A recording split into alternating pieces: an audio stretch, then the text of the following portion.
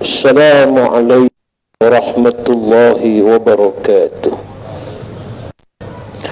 Alhamdulillah ya Allah. Salatu salam alaika ya Rasulullah. Wa ya Habiballah wa ya Khalilallah.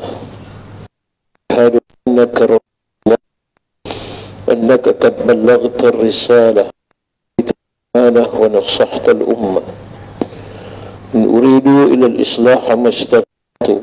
Taufiq illa billah alaihi tawakkaltu wa ilaihi unib.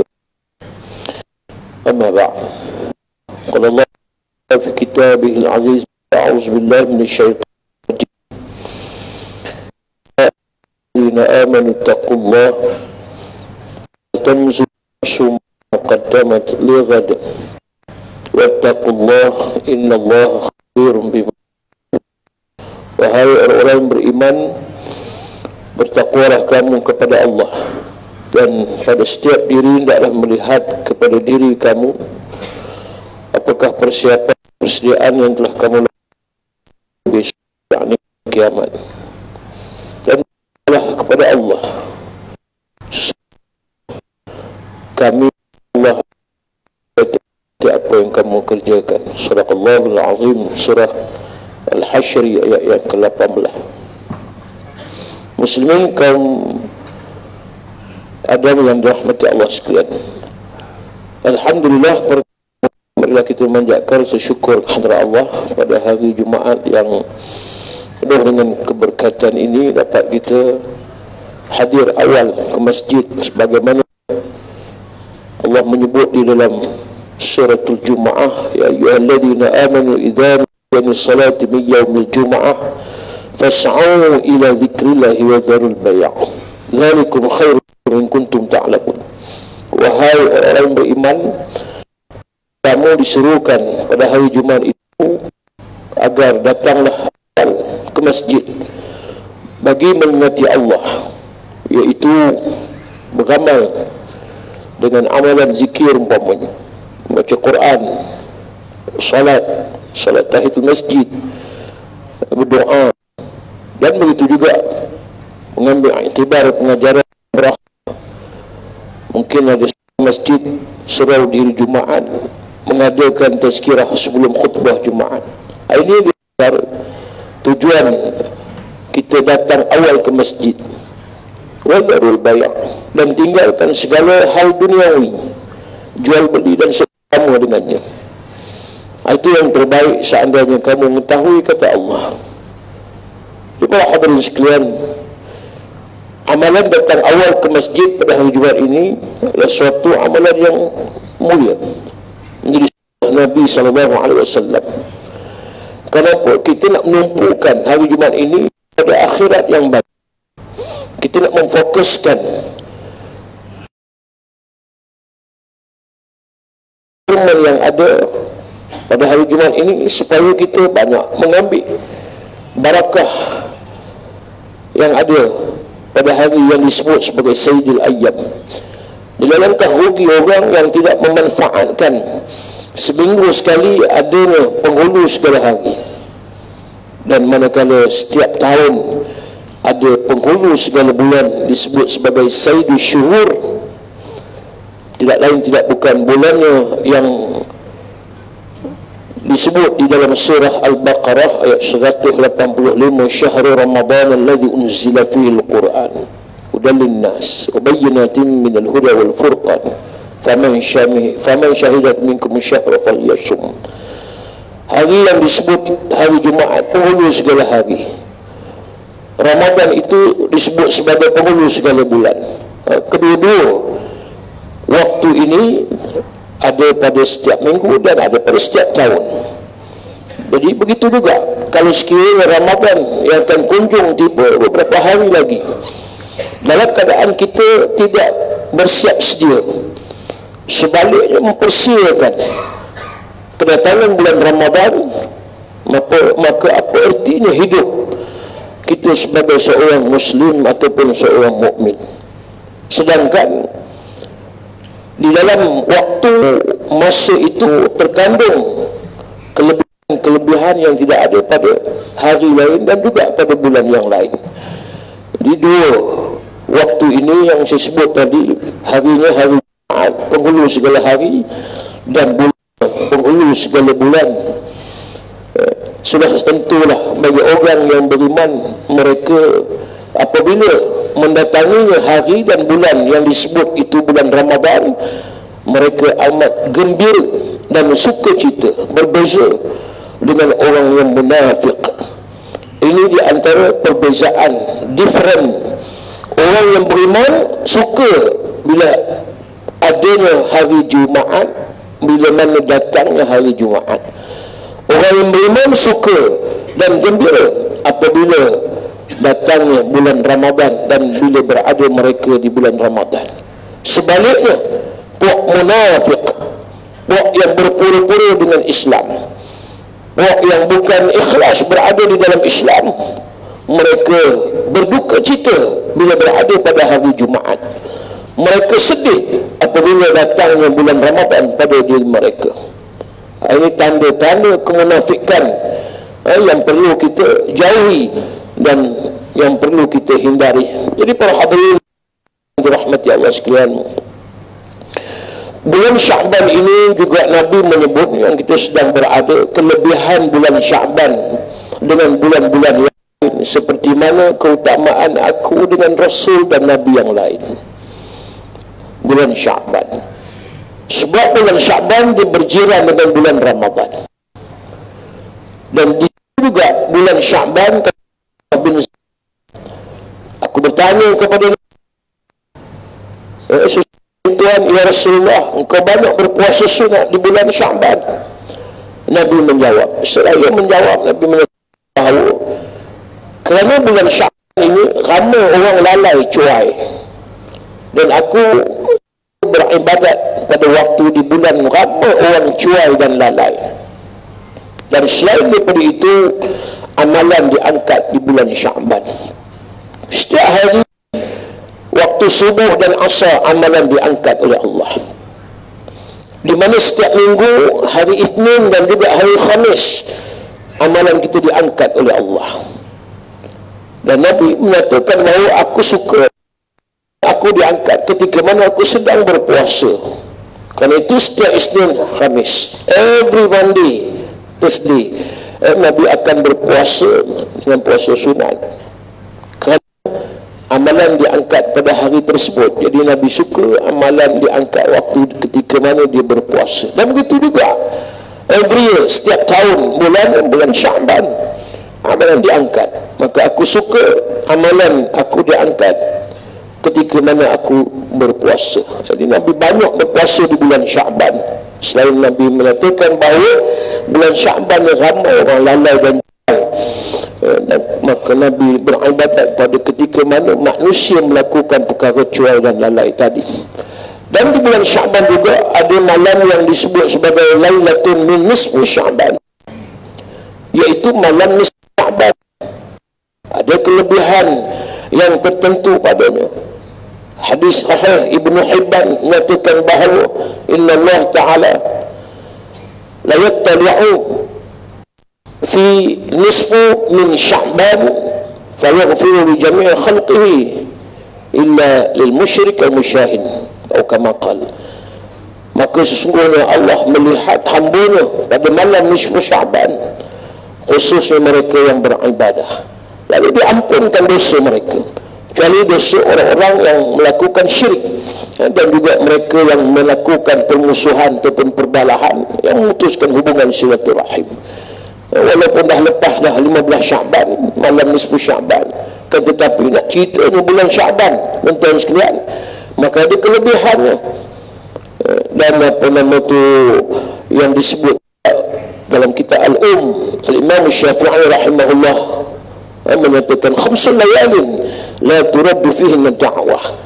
Ada 5 malam doa yang tak ditolak oleh Allah. Di antara malam pertama, Lailatul Awal min Rajabin, malam pertama di awal bulan Rajab, doa Rajab tak ditolak oleh Allah.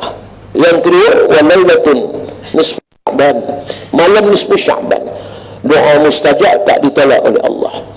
Malam ketiga walailatul Jumaah, malam Jumaat, doa mustajab tiap-tiap minggu ada malam tadi. Maka doa malam tersebut, doa yang mudah-mudahan dimakbulkan oleh Allah. Malam keempat walailatul Aidil Fitri, malam hari raya puasa, doa mustajab tak ditolak oleh Allah. Dan malam yang kelima walailatul Aidil Adha, malam hari raya haji, mudah-mudahan doa kita doa yang mustajab yang tak ditolak oleh Allah. Jadi ada 5 malam. Malamnya doa mustajab, malam nisfu Sya'ban. Sebab itu bulan Sya'ban ni bukanlah satu bulan yang boleh kita katakan macam bulan yang lain. Sebab ada kemuliaan izzah. Setengah ulama menterjemahkan secara harfiah Sya'ban daripada 5 huruf syin, syarafun wa syafa'un, yang dikatakan kemuliaan dan syafaat yang kita boleh dapat juga di bulan Sya'ban. Ain, izzah, izzatun, kemuliaan malam nisfu Sya'ban itu ada di bulan Sya'ban. Begitu juga ba itu birrun maksudnya kebaktian, kebaikan yang banyak yang kita boleh dapat di bulan Ramadan, di bulan Sya'ban. Antaranya puasa sunat yang kita lakukan, yang banyak kita buat di bulan Sya'ban. Dan begitu juga yang belum qada puasa yang ditinggalkan pada tahun yang dulu umpamanya, maka kita boleh lakukan di bulan Sya'ban sebelum datangnya Ramadan. Kemudian alif daripada Sya'ban, ulfatun, ini maksudnya kita berkasih sayang dengan orang, bermesra, hubungan yang baik antara orang yang beriman. Ini antara yang kita lakukan di bulan Sya'ban. Sebab bila nak meraih untung malam nisfu Sya'ban tadi, doa yang mustajab dan ampunkan dosa, pastinya mereka terlebih dahulu perlunya mengeratkan hubungan silaturahim. Artinya kalau berbalah, bergaduh, bermusuh, maka perlu berdamai. Dan kalau tidak, malam nisfu Sya'ban Allah tidak ampunkan dosa yang disebut musyahin tadi, golongan yang bermusuhan.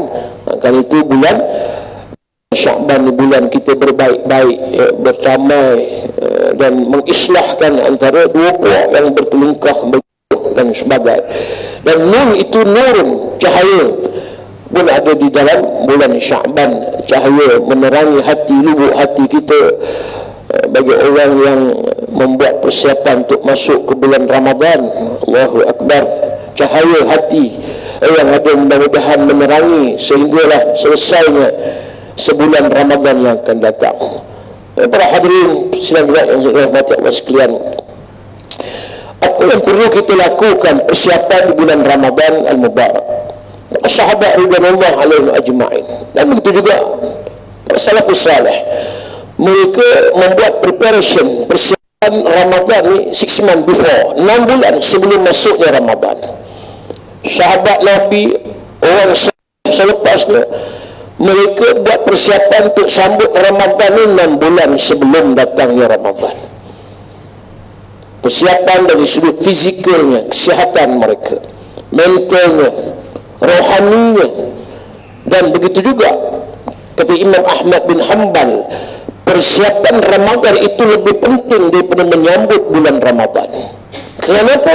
Kerana nak melihat natijah kesan yang positif yang kita nak raih ketakwaan sebulan Ramadan itu, perlu dilihat sejauh mana persiapan yang mereka lakukan sebelum masuknya bulan Ramadan.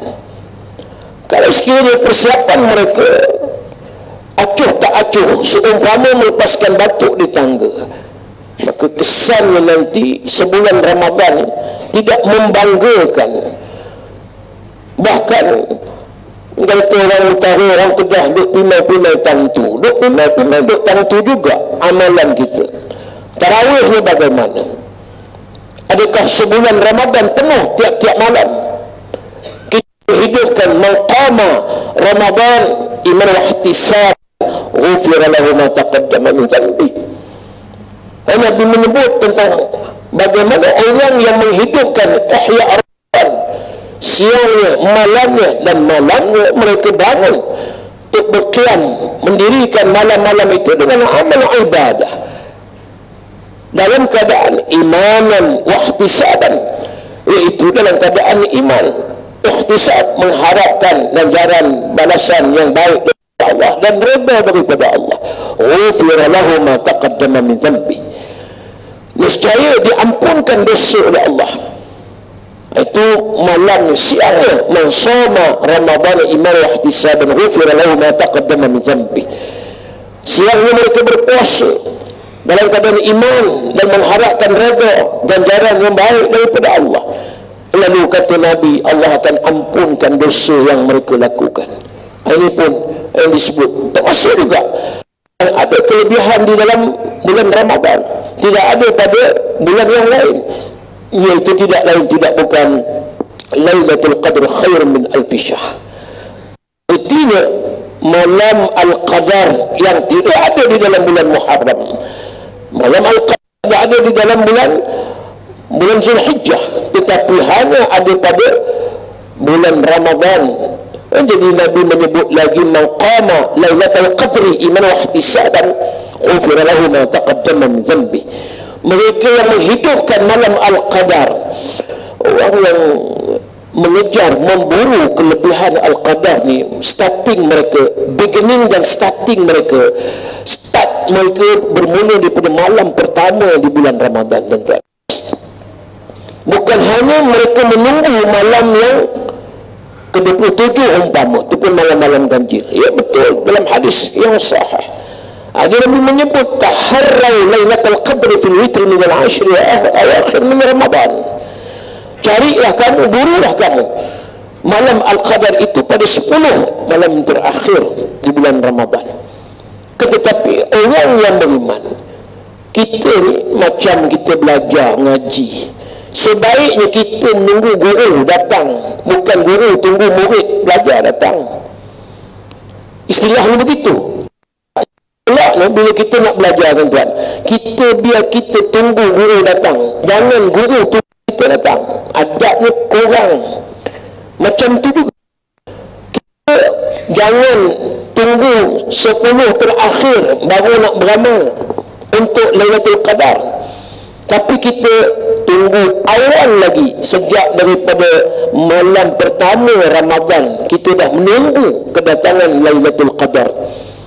Ini maksud yang kita akan berada pada malam Al-Qadar dan mendapat meraih keberkatan yang ada pada malam-malam Al-Qadar. Itu disebut Lailatul Qadr khair min alfi syahr, yang lebih baik daripada 1000 bulan, samaan dengan 83 tahun 4 bulan lebih kurang. Kalau kita tak ada persiapan baik sebelum Ramadan, awal Ramadan pun kita tidak bersungguh dengan beramal, pasti malam Al-Qadar itu lalu sahaja tanpa kita sendiri mendapat apa-apa profit ataupun keuntungan di dalam mengejar waktu tersebut.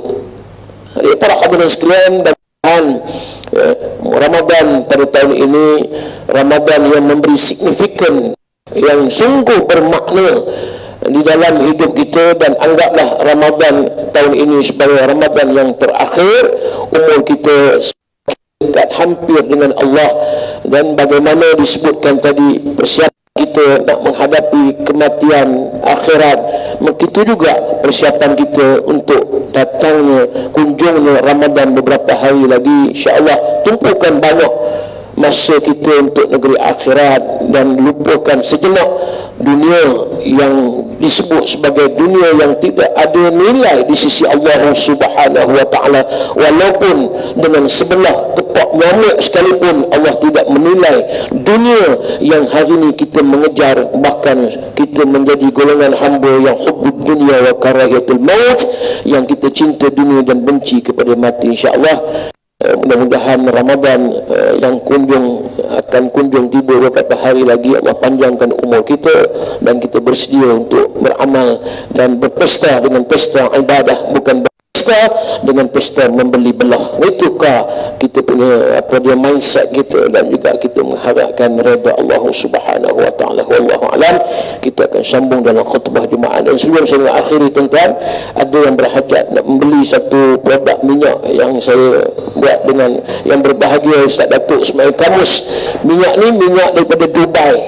Minyak ni banyak khasiat kelebihan untuk sihir, santau, dan untuk anak-anak, dan begitu juga untuk masalah kanser, fibroid, isteri, dan yang lain-lain banyak lagi, tuan-tuan. Minyak ni dah ratus ribu botol dah. 10 tahun lebih dah saya buat dengan almarhum Datuk Ismail Kamus. Jadi ada lagi saya bawa pada tengah hari ini. Di sebelah kanan saya, pintu nak masuk sebelah kanan saya, siapa berhajat ada sahabat jaga nanti, sebotol 30, 254 botol 100, tuan-tuan. Tak ada jual di kedai, saya bawa dalam ceramah-ceramah saya. Siapa yang berhajat boleh dapatkan minyak Raihanah Syifa bersama dengan almarhum Ustaz Datuk Ismail Kamus. Dan sahabat saya ada buat Quran, satu naskah RM30, niat untuk arwah yang dah meninggal. Eloklah wakaf Quran untuk bulan Ramadan yang kunjung tiba nanti tak lama lagi, insya-Allah. Wallahu a'lam. Qul qawli hadza astaghfirullahal azim li wa lakum. Assalamualaikum warahmatullahi wabarakatuh.